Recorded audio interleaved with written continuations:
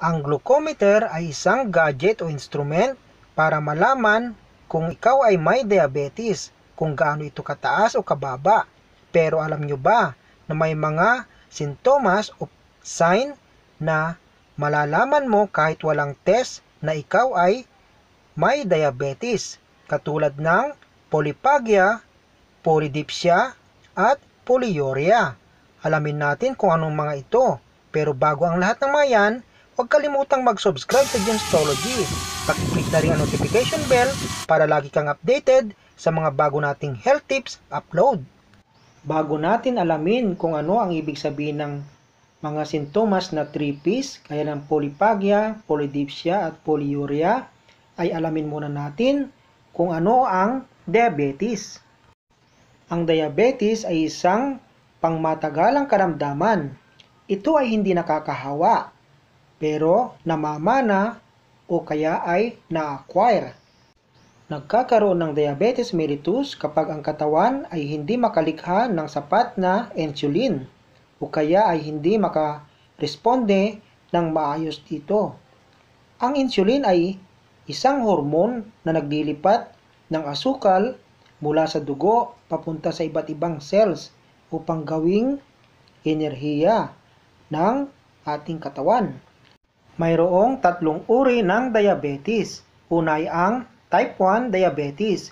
Ito ay nagsisimula sa pagkabata at tumatagal hanggang sa pagtanda. Next po ay ang type 2 diabetes. Ito ay klase ng diabetes na kung saan ito ay nagsisimula kapag ang isang tao ay medyo may edad na at nakukuha ito sa mga pagkain at maling lifestyle. At ang pangatlo ay ang gestational diabetes na kung saan ang mga buntis ay nagkakaroon ng mataas na blood sugar habang nagdadalang tao, na kung saan tumataas ang insulin resistance habang buntis ang isang babae. Sa kabilang banda, sa gestational diabetes, ang placenta ng isang buntis ay gumagawa ng hormone na kailangan sa panganganak.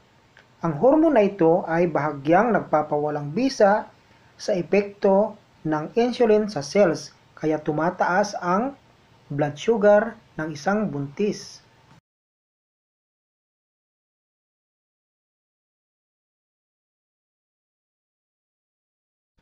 Nagkakadiabetes ang isang tao kapag may problema sa pancreas o lapay dahil sa maling diet o maling lifestyle.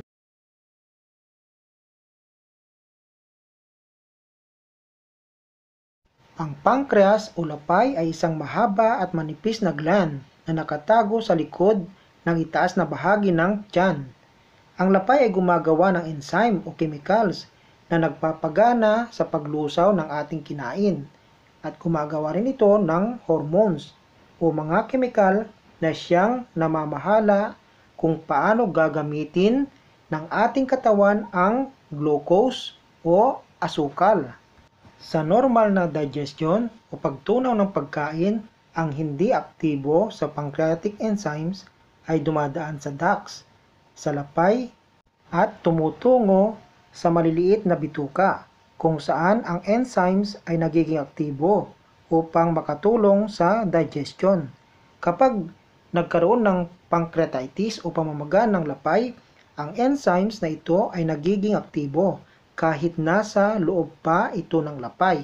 Kaya naman, naiirita nito ang cells ng lapay at nagreresulta sa pamamaga nito at nagdudulot ng mga sintomas ng pancreatitis na kung saan hindi makontrol ng pancreas o lapay ang glucose na i-distribute sa ating katawan, kaya nagkakaroon ng sobrang glucose o tinatawag na diabetes.